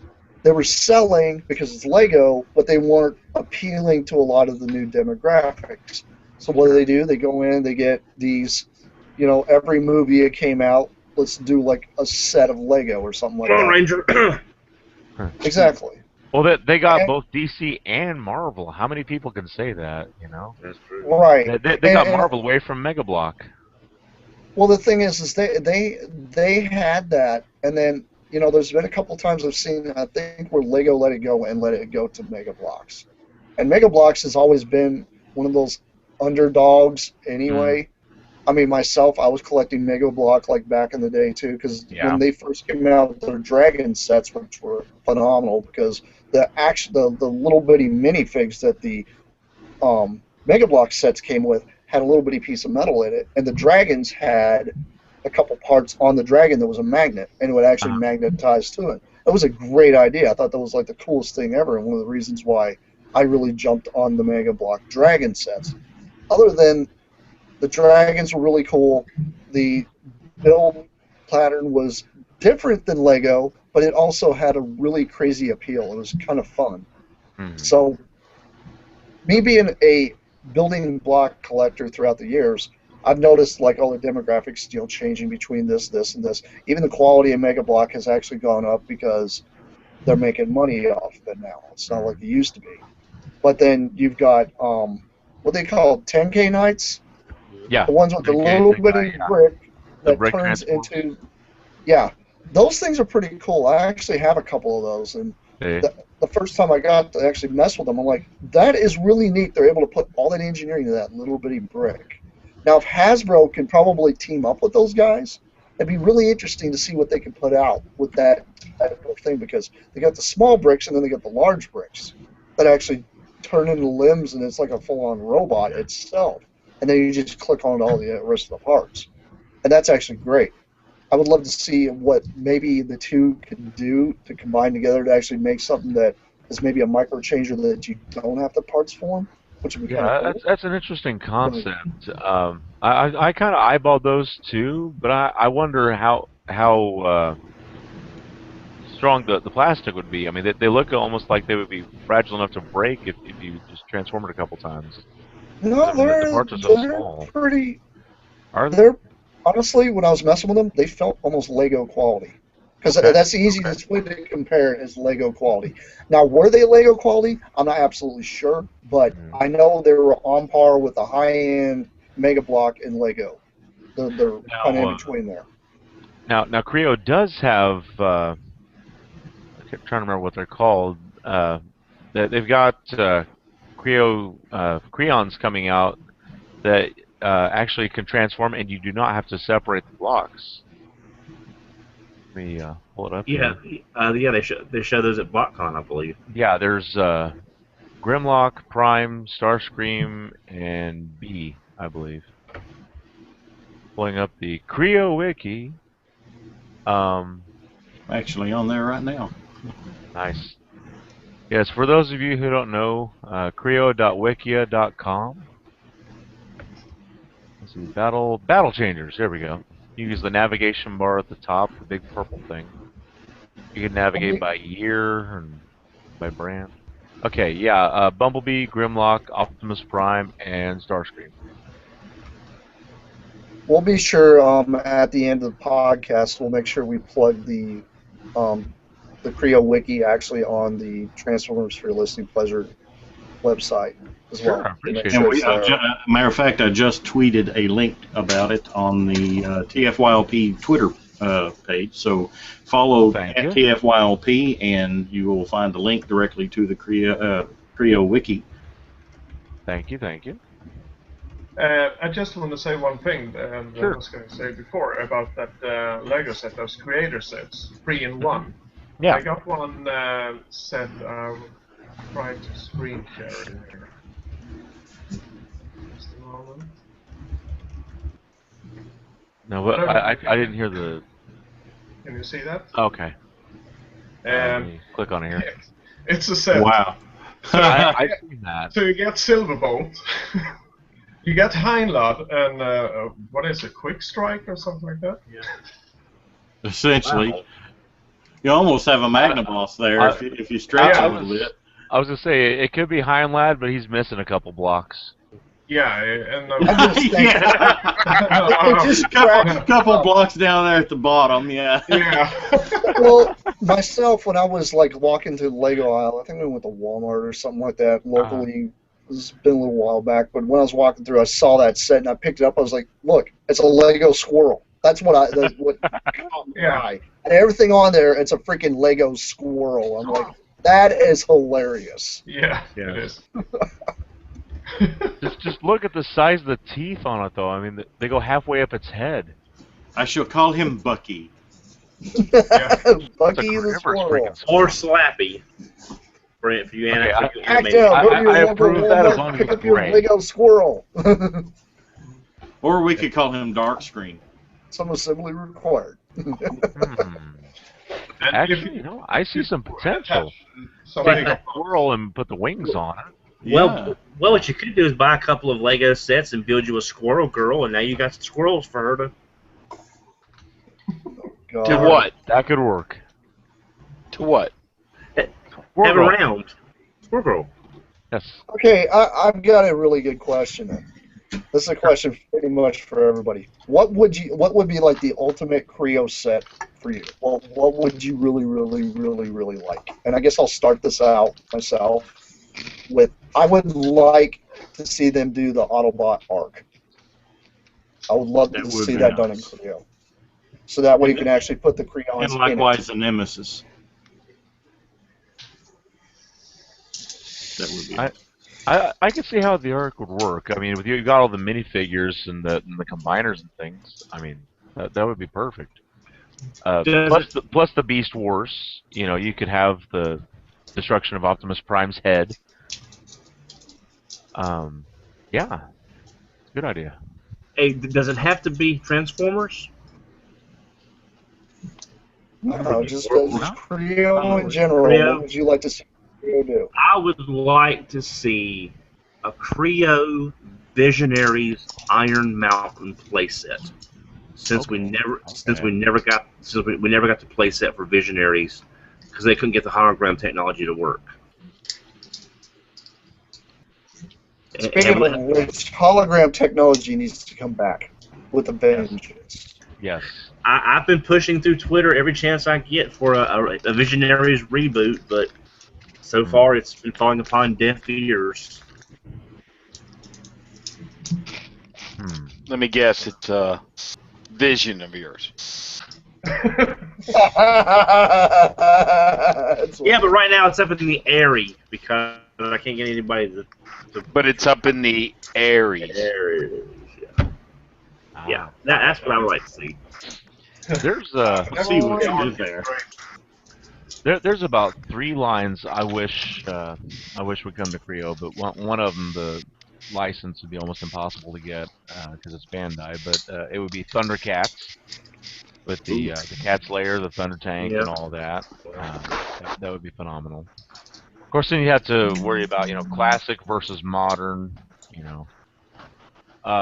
Also the Superhuman Samurai Cyber Squad. Yes, if you guys remember that. Gridman. Yes. Because, I mean, you've got the different combinations of the different robots, and, you can just wreak all kinds of havoc there. Yeah. Plus the monsters. And then the last one I think that they could bring in would be Mobile Armored Strike Command. Strike Command. Yeah. Oh. Yeah, a mask set would be this thing. And just think, you could also maybe build like mask-themed robots out of the same sets. Yeah. I mean, why doesn't Hasbro bring back Mask? Even as maybe a sub-faction under G.I. Joe, maybe like a specific unit. Actually, we talked about that on another podcast I'm on in the post show, and we came up with the idea. We hadn't really thought of it until this point. It would basically be splitting your Transformer collectors into multiple facets, within the Hasbro group, because there are people that collect Transformers because it's a great line, but if you give them a Mask line, they may say, I like Transformers, but I really prefer the Mask line with what it does. So they may be looking at not splitting their fan base for 2 similar series up like that. Well, so I don't know. I mean, they could maybe. I still say what they need to do. Honestly, what they need to do is, what they did with that Human Alliance thing. They need to make transforming robots that look like Mask vehicles, but they have the little bitty drivers that straight up look like they came out of Mask, or they can be maybe G.I. Joe. Yeah, that's like I said. That's exactly what I said. Human Alliance. They could really do something with. Well, Human Alliance could be Mask if you can't call it Mask for some reason. Like y'all were saying, have it as a subline. And it would be basically like Nest, back when they did the whole Nest subline about the government and the Autobots operating together. You could have that as, say, the new Nest. That was probably a missed opportunity there. It was. It really was. Well, heck, Switch Force. Well, I wouldn't say it was so much a missed. It really wasn't a missed. Oh yeah. But it really wasn't a missed opportunity. The reason why the line didn't catch on like it did is because that was at the tail end of that movie line. Honestly, if they would have released... Well, I'm talking about just that toy line in general. I think it would have caught on more if they would have released it toward the beginning of the line. Because if it would have done that, it would have thrown more fuel on the fire, but it would have been like, cool, they like these little bitty figures that come with this. It's kind of neat. Bring us more, Especially if they would have maybe...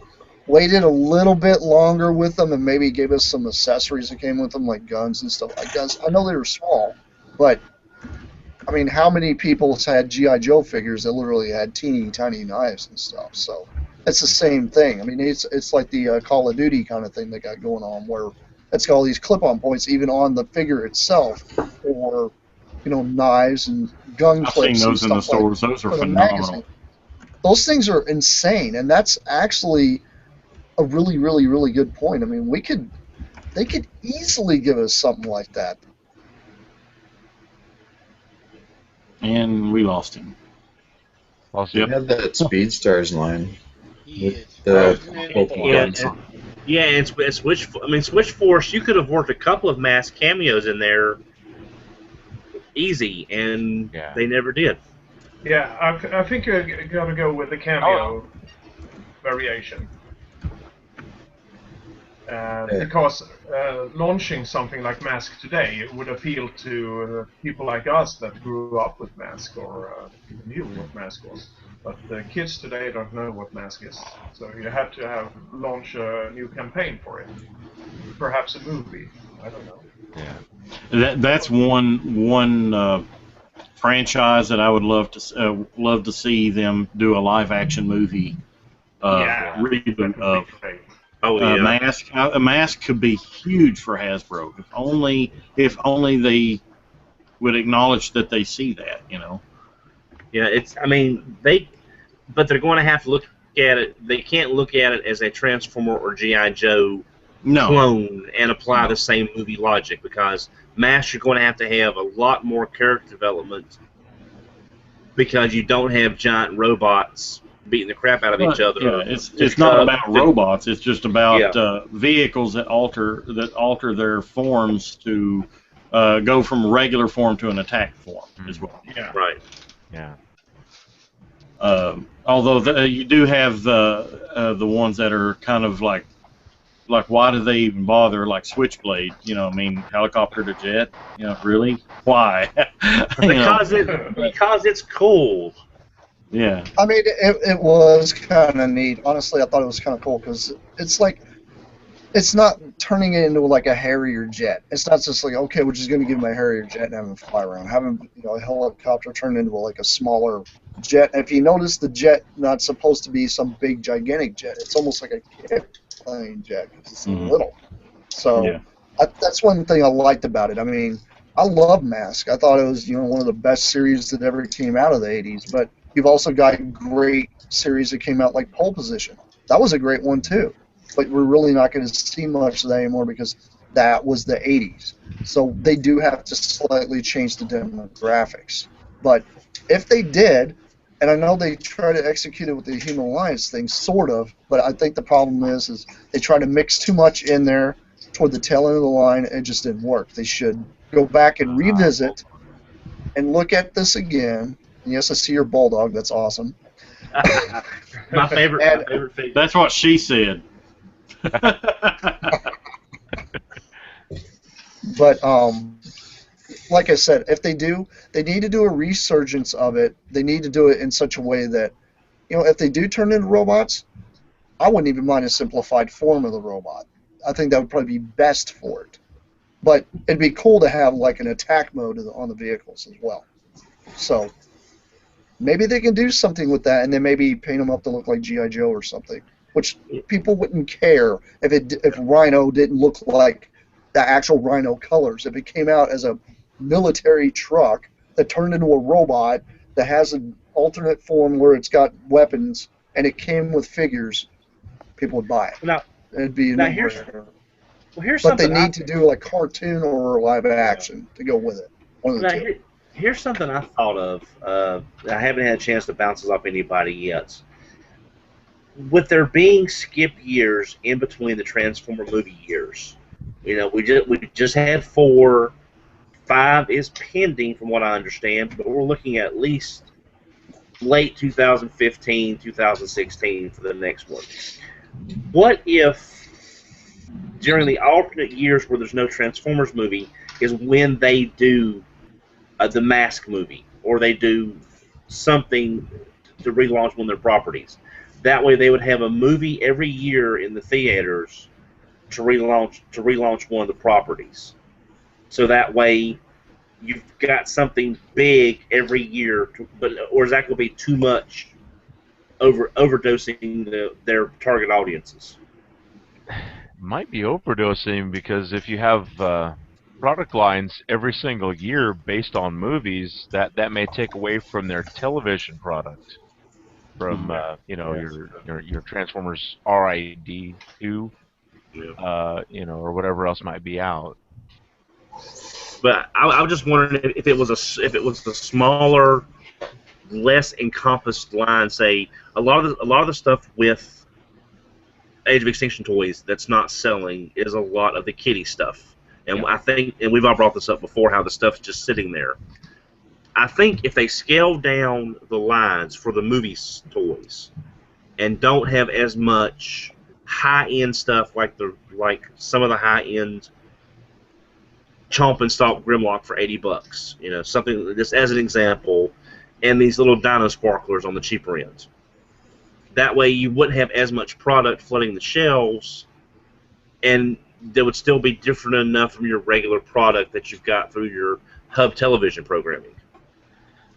I think it might help too if they were to maybe decrease the sheer amount of gimmicks. Yeah, toys that transform. That's the gimmick. Right. I mean, that's the main thing. That always should be.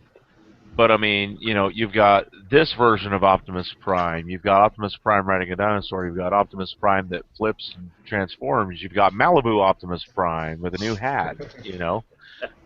I'm just waiting on.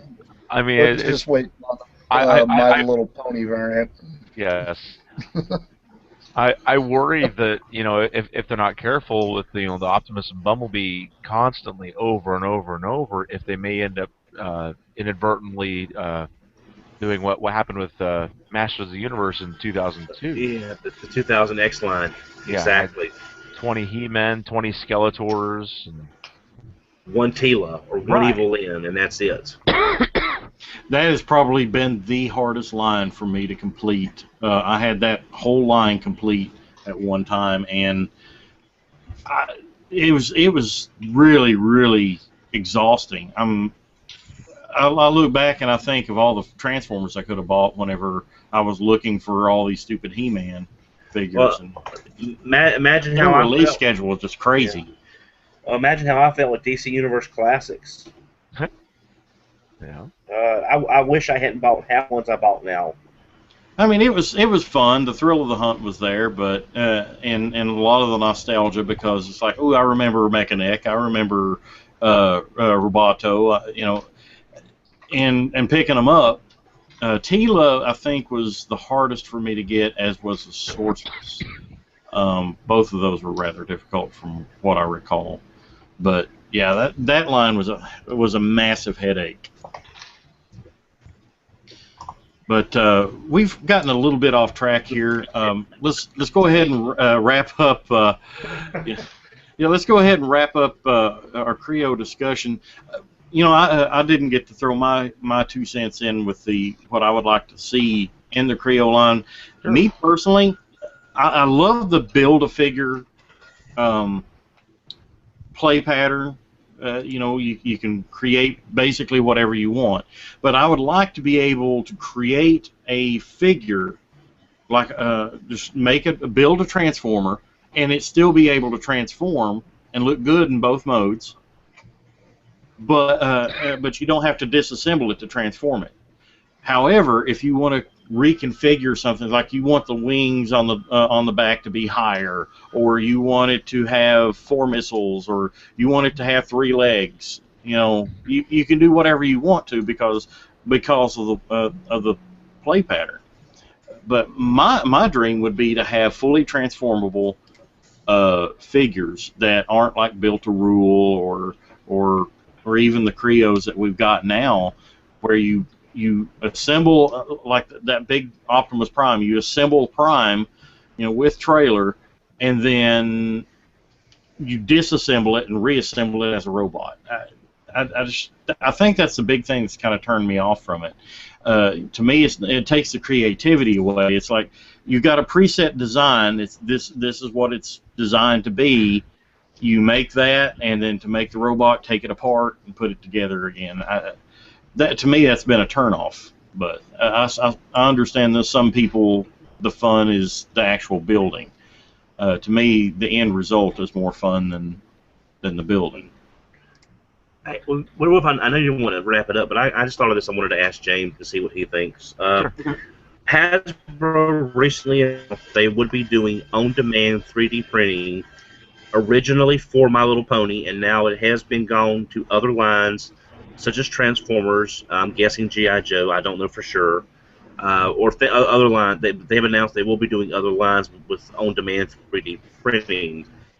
Do you think the Kre-O market, the Kre-O collector, could benefit if they want a certain face, a certain part, a certain weapon? Now, again, they'd be able to use that design on down the road since they would own that design at that point. But do you think that's something that may benefit the Kre-O collector if it can be applied?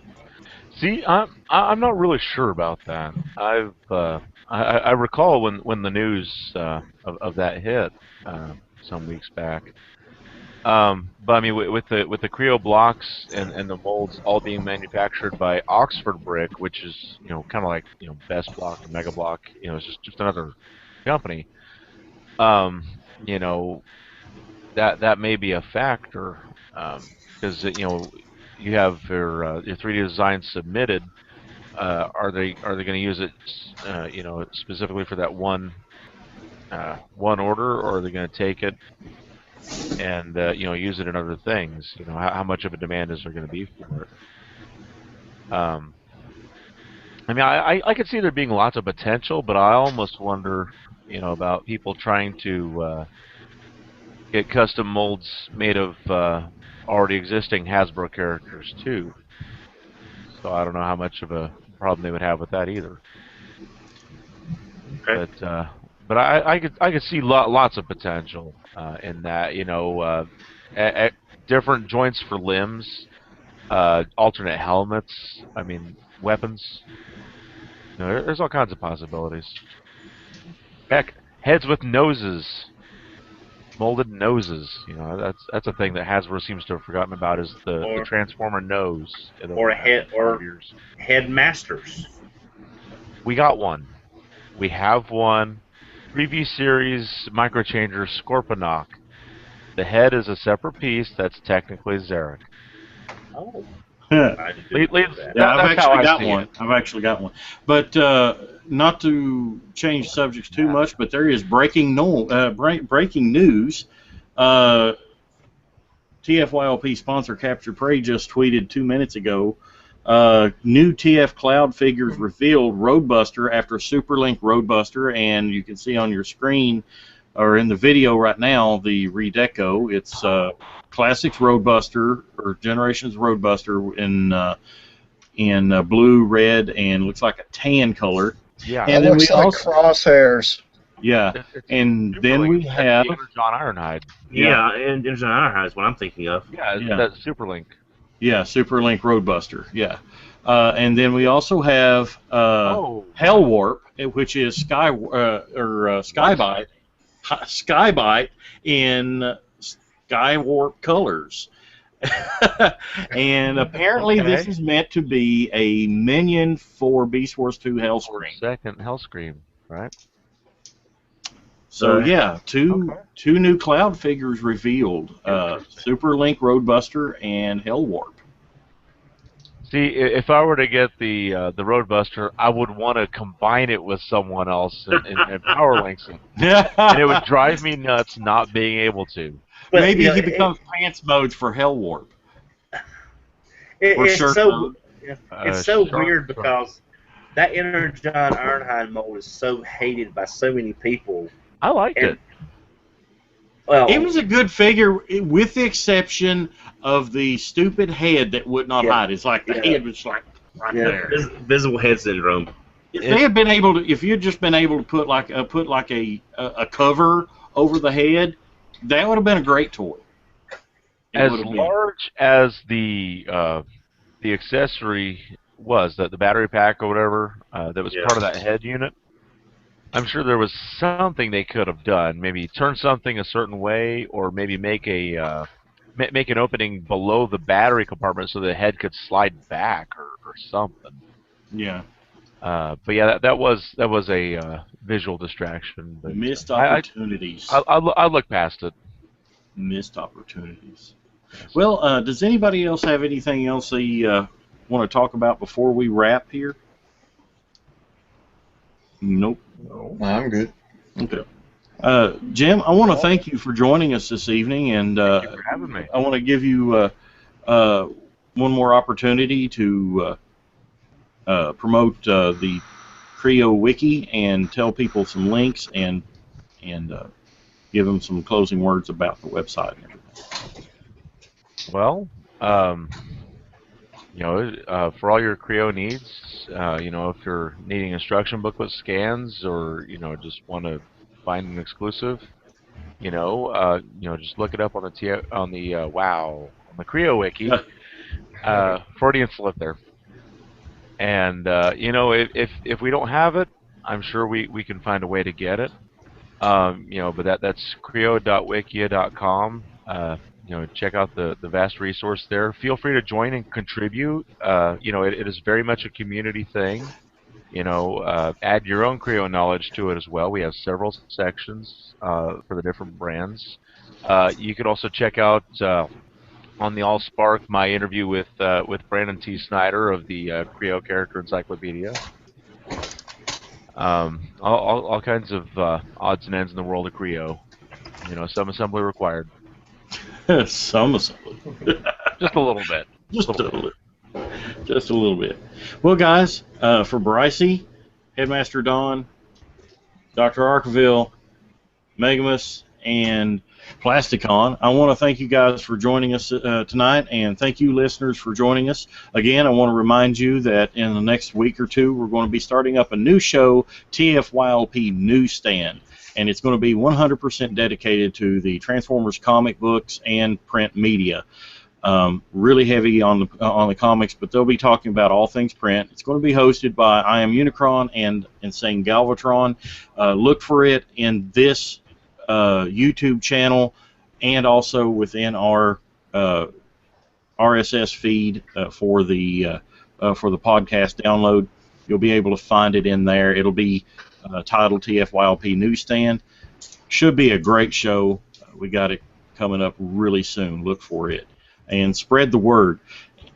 And listeners, we wouldn't be here without you. And we're here every week, and I just want to thank everyone that listens to TFYLP and everybody that helps spread the word.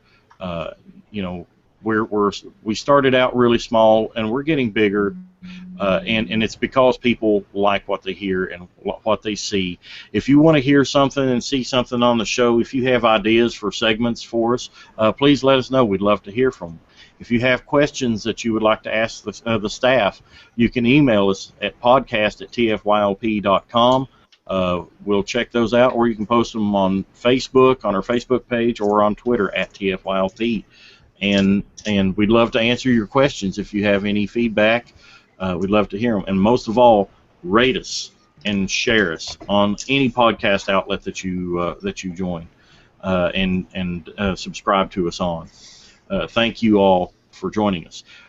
For TFYLP, that'll do us for this week. And thank you again, once again, to Moroni Prime for joining us from the Kre-O Wiki. I almost had that Freudian slip myself. It's the wiki thing, yeah. But thank you for joining us, and we'll see you next time on Transformers for your listening pleasure.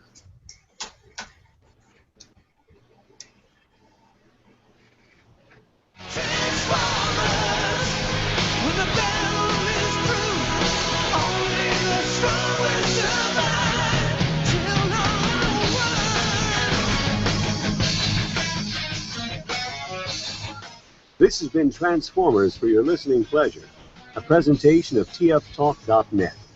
We'd like to thank you for listening and ask that you please rate us on your favorite podcast outlet and share us with your friends. Be sure to follow us on Twitter @TFYLP. Email us at podcast@tfylp.com. This is Paul Lighting, and on behalf of TFYLP, we'd like to thank you again for listening. And we hope you'll join us next time for another TFYLP.